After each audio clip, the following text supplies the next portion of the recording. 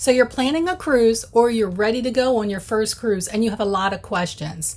Are you watching video after video to find all of the answers? I know, it's very overwhelming. Plus, it takes a lot of time.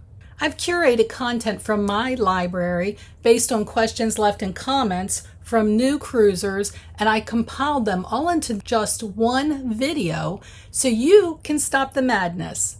Plus, I'm going to throw in a couple tips and tricks along the way. You know me.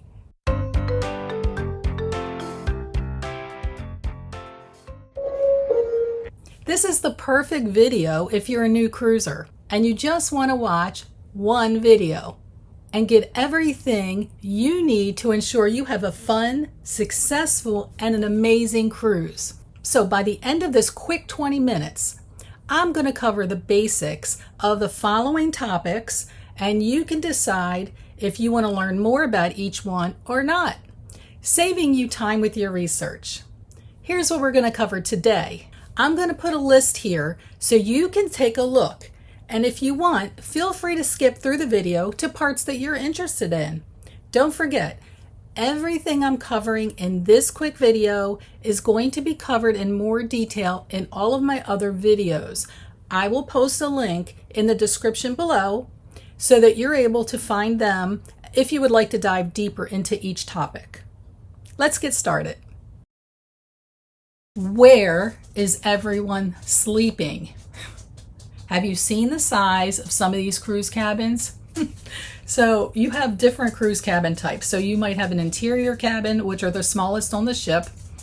There's ocean view, there's balcony. Then you start moving on up, right? And you get into the suites, and it's almost bigger than your house in some of these ships. You'll have double-decker rooms. Some of them have sliding boards in the room. They have pianos in the room. I mean, it's crazy. What's in your budget?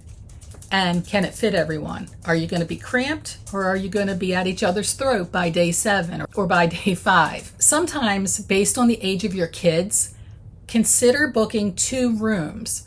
So you could get let's say two balcony rooms, for example, and have them connected. So you have a door between, kind of like in a hotel. Or you could do the same thing for an interior cabin. If your kids are too small and you're a little worried about them being able to access a balcony, do an interior cabin. The other benefit of doing that with a connecting room with your family, you get 2 bathrooms. I can't tell you how valuable that is when you're traveling with a family of 4 and everybody needs to use the bathroom, or it's time to go to dinner. Everybody needs to shower and get ready. 2 bathrooms, put the kids in one room. You and your partner, your husband, your wife can go in another room, and everything is good. And plus, it gives you some private time too. Once the kids are asleep, you can shut their door and there's no disturbances. Check out what they're going to have on board. Research all the entertainment options, including family-friendly shows, performances, character meet and greets, and even themed events. Choose a ship that offers age-appropriate entertainment for your family. Again, all of our families are not created equal. Some families like to do, water slides, and other families do not. So make sure that your ship has it, because you see the commercials on TV, they show you all the bells and whistles. That could even be a collection of ships that you're seeing. You want to make sure that the ship and the cruise line that you pick is the best fit. Please check your travel documents. As soon as you book that cruise, check those travel documents. I am so shocked how many times I hear people, whether it's on Facebook or just through word of mouth, talking about, oh, I didn't realize that my passport was expired. I didn't realize that the cruise ship needed to have at least 6 months before the passport expired, and so it would be valid. I don't have my birth certificate. I can't find my child's birth certificate. Please check your passports. Look at the dates. Even before you plan your cruise, just check your passports. If your passport is expiring within 6 months of when your cruise ends, they are not going to let you use that for documentation. Instead, you could, if it's a closed loop cruise, meaning you're starting in the United States and you're ending up in the United States, you could use your birth certificate another form of state issue ID, such as a driver's license, birth certificate, those types of things. They'll give you a list, depending on your cruise line, what's valid. Children, if you bring in a child, even if it's your own child, and they have a different last name than you do, there are required forms and certain permissions that you need to take before your child can cruise the ship with you. So make sure, if you're traveling with your child and they happen to have a different last name, or maybe you're a grandparent traveling with your grandchild, check with your cruise line or your travel agent. They know what you need to get on that particular cruise line and that ship. I am just so surprised about people who show up at the ship and they have been turned away and their vacation's ruined because they can't take the child. Also, once you get there with all of your documentation, make sure you've packed it in your travel carry-on bag, the one that you're going to take on the ship with you, because you've checked all your other luggage with the porter. Do not pack those documents in that luggage, because then you have another stressor, which is, I don't have my documents. I packed them in the other suitcase, and I don't know where the suitcase is. Depending on what time you arrive at the ship, they may or may not be able to find those documents for you in time, which again would cause possibly a cancellation of your vacation. Let's just for a second talk about travel insurance. So between lost luggage, broken bones, medical emergencies, even a death in the family, and a host of other problems, let's face it, life gets in the way, right? Stuff happens. Make sure you're covered. Your home-based insurance will not cover you once you get on the cruise ship. But you can buy travel protection insurance through your cruise line, or you could go through an independent company. There are so many options out there. Just make sure you have something. Embarkation day. So this is the time that the cruise ship is going to allow you to board the day you set sail. So about 45 days before your sail date, check-in is going to open. So you're able to log into their website or their app and select the time for you to arrive at the ship.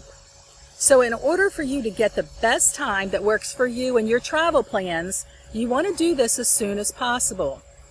I see many people, myself included, who log in at midnight and grab that first boarding time, the earliest. Get the time that is closest to what you need. Let's say you are not scheduled to arrive to the ship until 2 p.m., but the only time left is 12 p.m. Just take it. Don't worry about it. You can show up any time after your selected time, as long as you're there approximately 90 minutes before your set sail time, which means the time the cruise ship is actually going to leave. Check with your cruise line, and they're going to tell you what time that is. If you're flying, please fly in the day before. There are so many things that can go wrong flying in the same day. Luggage tag holders. When you get your travel documents from your cruise line, once you print them out, you need to fold them based on the folding instructions.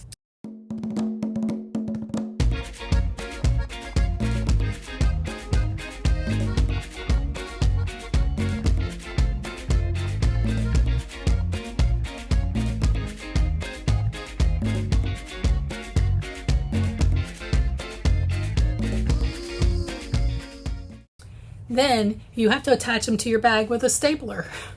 Well, what if it's raining? These tags are paper after all. They can possibly rip or get torn off. Without a tag, how will the porters know where to take your bag? They're going to end up somewhere on the ship, and it's going to take you a long time to find them.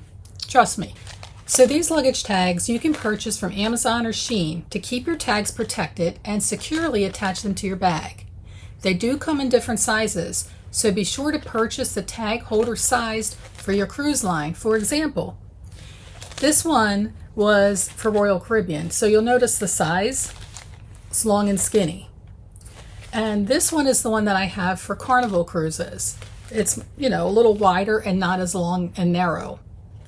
So make sure you're buying the right luggage tag sized holders.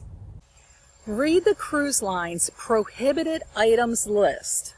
I'm telling you, I laugh every time I walk by the table that shows all the things that were confiscated from people before they even got on the ship. This is going to delay your boarding process. So if you have something in your carry-on and you try to go through security, you're going to get delayed because they're going to be searching you, searching on everything that you've brought on, and then they're going to take it from you, and it's just going to hold it all up. If you pack the prohibited item in your luggage that you checked with the porter, then that's going to delay when you get your suitcases at your stateroom, because when they scan them, getting them on the ship, they're going to put them aside. They're going to go through them after everybody else is done. Those bags are going to sit till the very end. They're going to pull your item out. They will hold it so you can pick it up on that big table at the end of your cruise. But when you're getting ready for dinner, maybe everybody else has luggage in the hall and you still have nothing.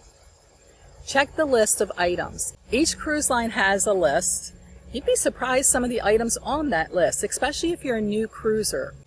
Some of the things that I just see all the time that have been confiscated are irons. Don't worry about wrinkled clothes. 9 out of 10 times, you're going to see people walking around in wrinkled outfits.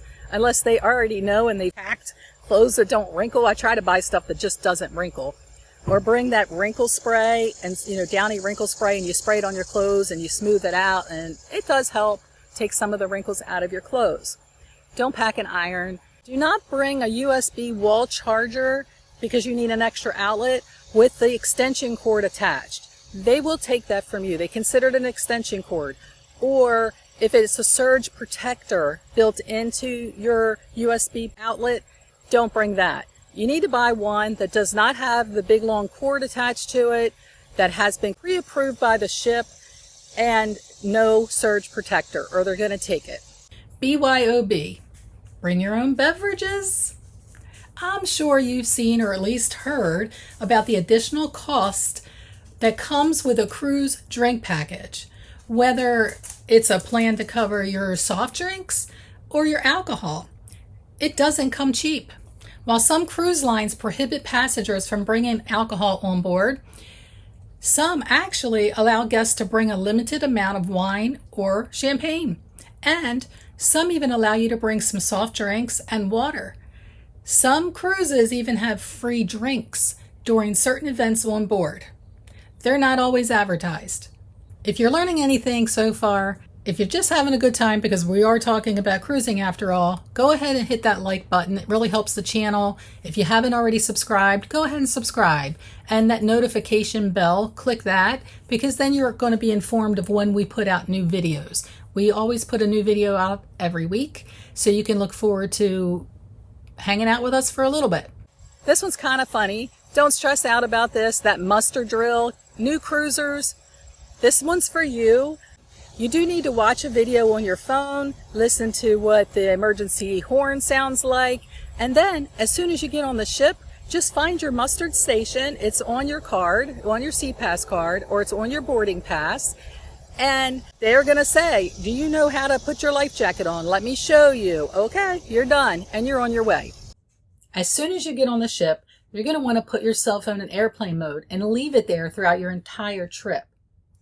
This is going to restrict that cellular data from being received by your device, including calls, emails, text, and even push notifications. The reason you want to put it in airplane mode first is because if you turn your cell phone on for any reason and it's not in airplane mode and you're already out in the middle of the ocean, it will immediately start searching and pulling in data, maybe even faster than you can get it set. So just put it on airplane mode and leave it there. It's the only thing, please. So, but by completely unplugging, it isn't always realistic, is it? For one, your cruise line now has an app, and you want to use their app when you're cruising because it acts as a daily planner, so you can see what's happening around the ship. You can book your excursions, you can sign up for activities, and so on. They even have some messenger apps within the cruise line app. So if you want to text message with people in your family that are also on the ship, you can. But you put your cell phone airplane mode, and then you connect to the ship's Wi-Fi and utilize their app. Do this for all of your devices. Oh, and don't forget your Apple Watch or other electronics that have cellular capabilities. put them all in airplane mode. Using your cellular device from a cruise ship can be very costly, and you don't want to end up with these huge bills when you get home. So you know that unlimited plan that you have for data, for cell calls, it's not going to work. So let's start with iPhone users. Go into your settings. Here's your toggle for airplane mode. Notice it's off. And if you look down to cellular, that is currently on. Tap here so it turns green. And now your phone is in airplane mode. Notice cellular is now also in airplane mode. If you tap on cellular to review more information, you can see cellular data roaming, and if you have a hotspot, you want to make sure they're all off. If you have a Samsung phone, the steps are pretty much the same. It might vary a little bit depending on the model, but you'll go to settings, find connections, and turn on airplane mode. You're going to see Wi-Fi calling here as well.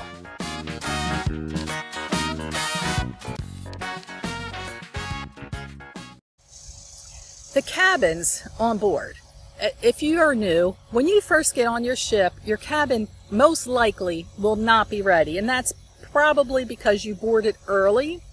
If you board any time after 2, your cabin may be ready. So it just depends on your ship and how fast they turned over the last cruise. So remember, while you're boarding this door, they've got people coming out this door. And while all of that is happening, they're in your room, cleaning it, getting it prepared for you, making sure it looks perfect. So when you walk through that door, it's just beautiful, right? While the state attendants are getting your cabin ready, do something that I try to do, and I get everybody to do it with me, is just pack your bathing suit in your carry-on. That seems like such a logical thing to me, but you'd be surprised how many people don't do that. So one, as soon as you get on the ship, there are so many places that you can change. Change into your swimsuit, put your other clothes in your carry-on, hop in the pool, hop in the hot tubs, get a chair. It's the best time. You can get a chair pretty much poolside at this point. You can enjoy the music. You can enjoy sail away. Just put your bathing suit on and start having a good time. Take advantage of that drink package early, if that's what you got.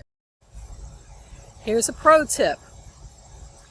So if you made it this far in the video, I'm going to give you a pro tip to the new cruisers especially. If you bought a drink package, you do not need to wait or try to get to your room to get your SeaPass card or your set sail card. You can start enjoying your refreshments immediately, whether it's your soda package, your coffee package, you want to have a nice cold frozen drink of some kind. Just walk up to any bar or out at the pool deck, any attendant. All you need to give them is your cabin number, and you already have that. It's on your boarding pass. So you know what your cabin number is. Start taking advantage of those drink packages, especially if you got the deluxe drink packages that includes all the alcohol. You know, for it to be worth it, you need to be drinking 7 or more drinks a day. Start early. Also, and kind of goes along with the same tip, go into the promenade if you're with Royal Caribbean and get your soda cup. They will have them there. So you're going to see little kiosks set up down the promenade, and they will have the soda cups sitting out. They're not for sale. They're for the people who bought all the refreshment packages or the deluxe drink package. Just walk up. They have a clipboard usually, and they're going to ask for your stateroom number. They're going to check you off, and they're going to let you pick out what cup you want, because they'll have different color combinations, and you get the one you like. When you're on board, you're going to have some duty-free shopping. And with that duty-free shopping generally comes a liquor store. They have everything that you can imagine, from wine, bourbon, whiskey, you name it. If you buy it, and they do usually have nice pricing, if you buy it there, they're going to hold it for you until your sailing is over. So they'll put it in the back, they store it with your room number and your name, and the last night of the sailing, you'll receive it in your stateroom. That kind of bummed me out the first time, but what can you do? If you happen to buy anything out at the port, if you go to Mexico and you want to buy some tequila or some rum in the Bahamas, whatever it is, just know when you come back on your ship, it will be taken and given back to you the last night. At least you have something to look forward to when you get home. Earning a discount off your next cruise, getting free drinks in the casino, and earning free cruises might be something you already knew about. but you just weren't quite sure how to enroll or even how it works. Each cruise line has their own casino program, so be sure to check with your cruise line that you're interested in to get the specifics. Okay, what do you need to get started? The moment you insert your SeaPass card into a slot machine or play a table game and show your SeaPass card, you're immediately registered in the casino program. Here's another factor to keep in mind if you're cruising with the intention to play in order to reach that status. The casino is closed when in most ports. Typically, your ship needs to be in international waters before they open the casino. There are some exceptions, but not many, which means less time for you to be able to go to the casino and get those much needed points. People who are really trying to hit points plan their entire cruise around the itinerary and how many sea days they're going to have, because it gives them more time to play. One last thing to mention, free cruises equals free cabin. You are still responsible for paying your port charges, taxes, and fees. And if you also like to get those gratuities paid up front and insurance, that is also something that you'll need to pay. But it's still pretty awesome. For example, I took my friend with me on a 7-night Caribbean cruise on the Harmony of the Seas. We selected the boardwalk balcony and we paid like $350 a piece for the whole cruise, because that was my taxes, ports, and charges, and I think we did the prepaid gratuities and insurance. It was nothing. Yes, we had a great time. Now, while gambling is fun, it can be very enticing. Gambling takes many forms, but it's always about taking chances. Winning or losing, it's always random. And please, if you have a gambling problem or a gambling addiction, seek help. You could call 1-800-GAMBLER. When someone calls 800-GAMBLER, they're going to receive support information and referrals to services that can help address the gambling-related concerns. So, while getting those free cruises are fun, keep your mental health intact. Bring a few Ziploc bags. When you go to the buffet, grab a couple little cookies or some vegetables, but I always go for the cookies. You know which ones I like the best are those coconut cookies. They call them Ranger cookies that they have on Royal Caribbean. Oh my gosh, I'll take like 3 of those and put them in a baggie. And then I bring them back to my cabin. And when I'm, late at night, if I get hungry, I don't have to run out and go anywhere. I can just eat my cookies, or you have something to give the kiddos when you're walking around the port and they're hungry and you're just not ready to go in to eat yet, or even at the pool. It's nice to be able to sit up at the pool, have a little snack without everybody trying to run to the buffet every 5 minutes. So you can give them something when they're hungry. If you have any questions, ask in a group like this. We have YouTube groups. We have Facebook groups. If you know the data you're sailing way ahead of time, join a Facebook group. You make friends and then you'll later meet them on the ship. I try to answer any comments that I can, and if I can't get to you fast enough, somebody else usually will chime in. So there you have it. I hope you got something out of this video that'll make your cruise planning a little bit easier. Don't forget to head over to the other videos that we have on our channel for more details.